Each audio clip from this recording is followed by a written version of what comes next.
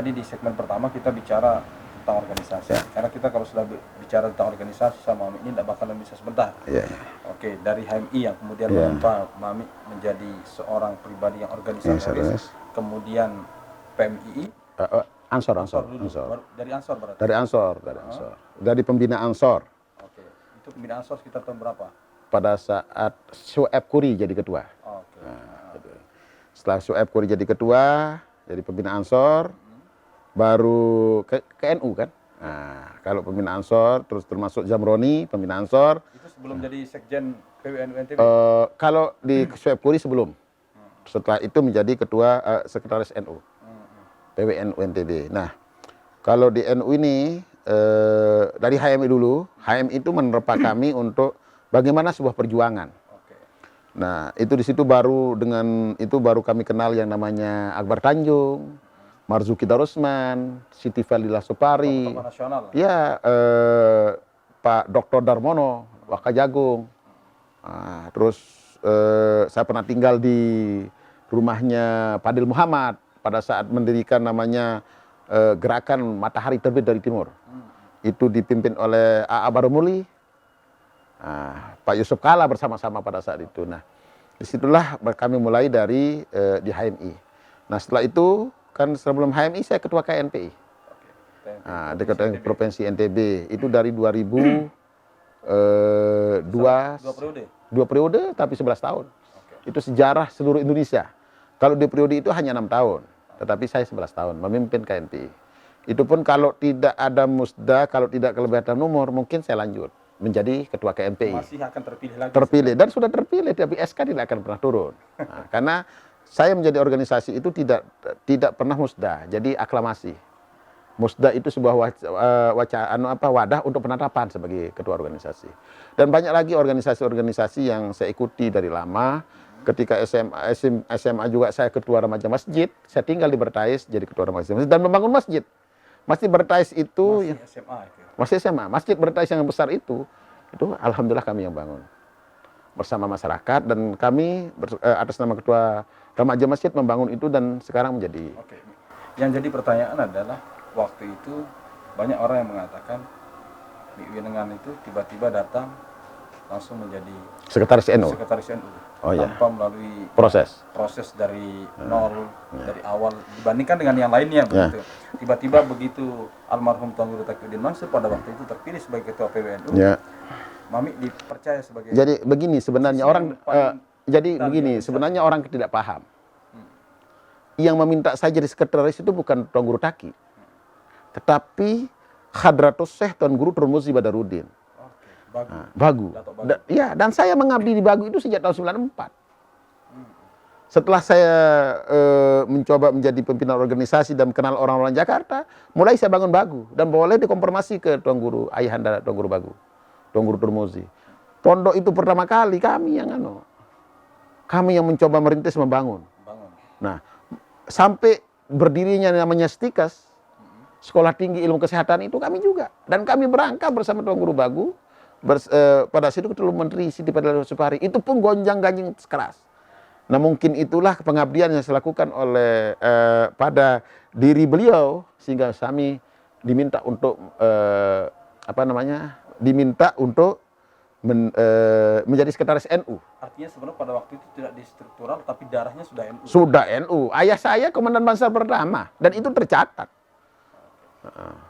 Jadi ayah saya ini sudah pesan, di samping itu juga pesan ayah. Mami saya itu berpesan, "Nak, jika engkau punya rezeki, ngabdilah kepada NU." Itu sesungguhnya pesan dan wasiat dari almarhum ayah saya. Yang selalu diingat sampai sekarang. Ya, sampai sekarang. Dan saya boleh tahu kan, alhamdulillah, tapi mohon maaf tadi kita tidak boleh bilang saya, ya, itu menunjukkan kesombongan. Tetapi inilah yang saya bangun, mencoba untuk DNU. Nah, ketika kami DNU bagaimana merapikan dan mengangkat nama besar NU. Yang dulu awalnya nggak ada yang mau nyebut dirinya NU. Nah, kan sudah mulai muncul orang, bahkan kita tata sehingga terjadinya yang disebut dengan Munas. Tahun 2007. Kan 97 Monas di Bagu. Tapi saya gemakan NU begitu besar di Nusa Tenggara Barat, maka berdirilah yang namanya terjadilah Munas. Dibuka oleh Presiden Jokowi pada saat Itu tanggal 23 November 2017. Atas inisiasi Mami. Ini dan perjuangan bersama almarhum Tuan Guru Taki. Ketika saya ditanya di Jakarta, Pak Lalu sanggup? Sanggup.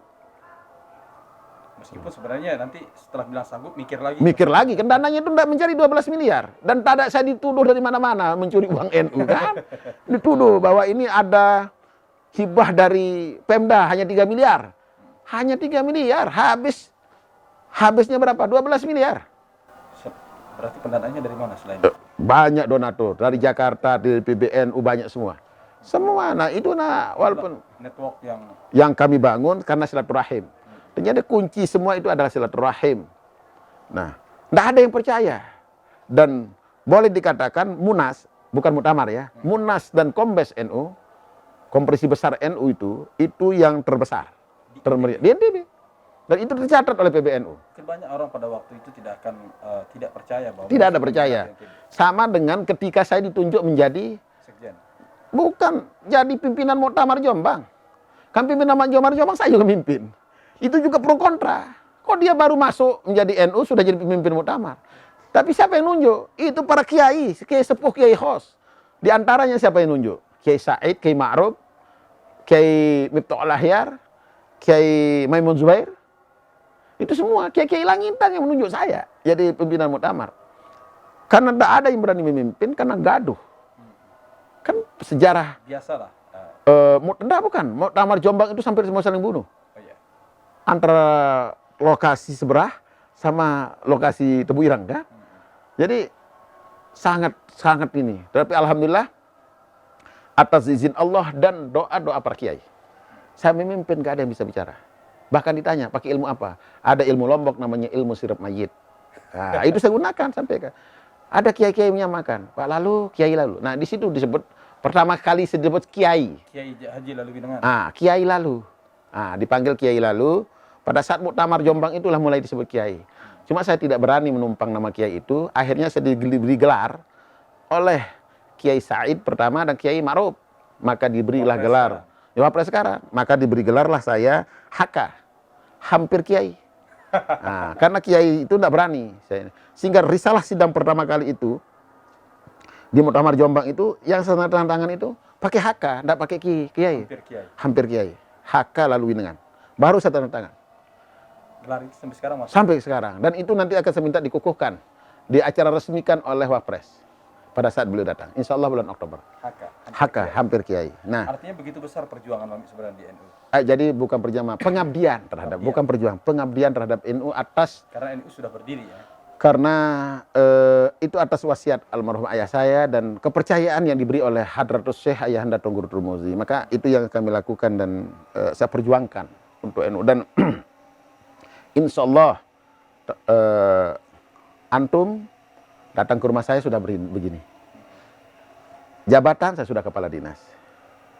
Insya Allah lah, tidak ingin saya besar karena NU, tetapi ingin saya besarkan dan mengabdi, ingin mengabdi untuk NU dan membesarkan NU di Nusa Tenggara Barat. Ada kemudian yang mengatakan begitu almarhum Tuan Guru Taqiyuddin Mansur berhenti sebagai ketua PWNU karena beliau meninggal pada waktu itu, akhirnya terpilih kembali Prof. Masnun Tahir sebagai ketua PWNU Provinsi NTB. Lalu Mami tidak menjadi sekretaris lagi, tapi di wakil ketua. Banyak orang yang mengatakan bahwa Mami ini bukan gerbongnya Prof. Masnun. Jadi boleh tanya Pak Masnun, yang minta dia jadi ketua saya. Karena pada saat itu sebelum Musda, yang diminta jadi ketua itu saya. Oleh Ustadz Faizin, Tuan Guru Faizin. Oleh Fathul, Bupati sekarang. Dan banyak yang kumpul. Tapi saya bilang, saya belum mampu. Saya sadar. Dengan keilmuan saya, tidak berani menjadi ketua PWNU. Keilmuan terutama agama. Iya, bukan tentang kitab-kitab lah. Gitu kan. Kalau agama lah semua. Kalau belajar tentang kitab Nabi Sulaiman, itu tidak ada memandang. Karena orang itu tidak hanya memandang sebuah sorban, jubah, dan lain-lain. Itu merupakan orang yang soleh dan alim. Tidak, tetapi Allah yang menentukan. Tapi kami sadar bahwa NU ini kan organisasi besar, takut saya rusak dengan keberadaan saya menjadi ketua. Makanya pada saat itu saya bilang, Pak Masnun pun sebenarnya tidak boleh menjadi PLT. tapi kami juga yang membuat itu dan membawa ke Jakarta. Nah, sehingga beliau orang tidak tahu. Orang mengatakan saya bukan gerbong Pak Mas itu hampir tiap hari saling telepon, setiap subuh saling komunikasi, mendiskusikan tentang NU, apa yang dilakukan untuk NU, bagaimana untuk membangun gedung PWNU. Meskipun tidak berada sebagai sekretaris, tapi Nggak, kan wakil ketua. Ya. Kan?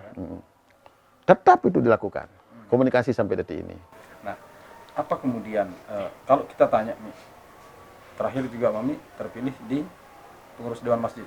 Dewan Masjid. Dewan Masjid Indonesia yang sekarang diketuai oleh Pak Dr. Yusuf Kala Jakarta. Jakarta. Nah, kalau di sini Dr. Masur. Nah, ketika pada saat itu saya pimpinan sidang pemilihan Dewan Masjid. Saya bilang sama saya tidak bersedia menjadi ketua.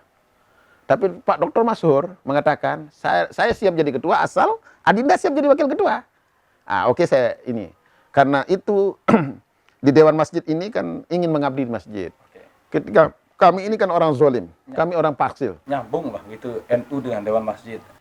Minimal mengabdi untuk organisasi keagamaan. Karena saya tinggalkan organisasi dengan ini. Kan saya ini mantan ketua Parkbi. Nah itu yang nanti dulu itu. Ya. Karena itu agak tidak nyambung sebenarnya. Ya makanya maksud saya akan saya jawab ini. Ya kan ini dengan Dewan Masjid. Nah ada lagi jabatan ketika saya diminta menjadi bendahara MUI. Saya siap, karena itu agama. Sudah jadi bendahara MUI dan siap, provinsi. Dan ada lagi organisasi baru. Yang ini yang memang tantangannya besar. Apa? Namanya IPIM. Ikatan Persaudaraan Imam Masjid Indonesia. Ini kan ditawarkan jadi ketua juga. Saya ketuanya Tuan Guru Zainuri. Saya sekretaris. Di IPIM itu saya sekretaris. Ikatan Persaudaraan Imam Masjid. Nah, jadi ini tantangan. Kenapa? Tantangannya adalah jangan sampai ketika saya jadi imam, saya nggak bisa jadi imam. Saya belajar. Nah, itulah yang menerpa kami untuk belajar Al-Quran. Pagi, malam, saya belajar. Baca Al-Quran ini supaya ketika saya suatu saat orang meminta kami jadi imam sholat, ya insya Allah bisa. Gitu kan, tidak memalukan. Minimal belajar tentang tajwidnya sedikit-sedikit. Gitu. Ya, jadi itulah yang saya coba bangun sehingga kami bersedia di situ khusus untuk pengabdian keagamaan. Nih, kalau kita lihat seperti yang disampaikan tadi, kan ada banyak organisasi keislaman yang diikuti oleh Mami. Nah, tidak banyak juga organisasi di luar itu yang kelihatan tidak nyambung, seperti Parpi misalnya, Persatuan Artis Film Indonesia. Ya. Ketuanya. Ketua. NTB. APKLI juga. APKLI. Nah, kan ini sebenarnya kalau pertama saya jawab tentang APKLI. APKLI ini kan pengabdian kemasyarakatan. Membantu masyarakat kecil, khususnya pedagang-pedagang asongan. Bagaimana saya lindungi? Takut ini di mana-mana digusur. Ya kan? Pedagang kaki lima ini digusur, diusir-usir. Nah, saya masuk di situ untuk melindungi dan menjaga. Saya kira ini organisasi sosial kemasyarakatan. Nah, terus ada lagi ketua Parpi yang tidak nyambung sekali ini. Itu kan kelompok kaum berjuis dan kelompok kaum berjuis, kelompok kaum kapitalis di situ kan, yang bagaimana memamerkan kekayaan, memamerkan kepahyuan badan, tubuh dan lain-lain. Tapi diterima. Pada saat itu kan kita ingin mengenal bagaimana artis itu bagaimana, jadi ketua artis itu bagaimana. Saya coba juga ikut glamor, ternyata tidak nyaman. Lebih enak begini? Lebih enak. Ya jujur aja, saya sudah tidak pakai jam. Saya tidak pakai tangan, cincin. Sudah hampir 3 tahun ini. 2018 mulai. Lebih asik aja? Ya karena kalau pakai jam saya sombong. Nah, sedang membersihkan hati, mengunci hati. Kalau saya pakai cincin, sombong. Karena kalau saya pakai jam, saya bandingkan jam saya dengan jam yang lain. Apalagi saya misalnya ada pejabat, saya pakai jam. Oh, jam saya mana lebih mahal. Kan sombong bagian di situ. Zolim saya kan. Karena ada jam yang memang yang cukup mahal. Berhenti di Parpi? Parpi saya berhenti. Saya berhenti di Parpi karena itu tidak nyambung. Bahkan kan semua tahu. Saya pernah ngurus yang namanya pengiriman putri Indonesia. Itu juga glamor. Harus saya berpenampilan gitu kan. Ya kelompok-kelompok berjuis lah. Kalau saya anggap itu ya memamerkan kekayaan, ya itu temannya dari setan lah itu saya tuh. Pada saat itu kan tak ada. Saya jam tangan saya pakai.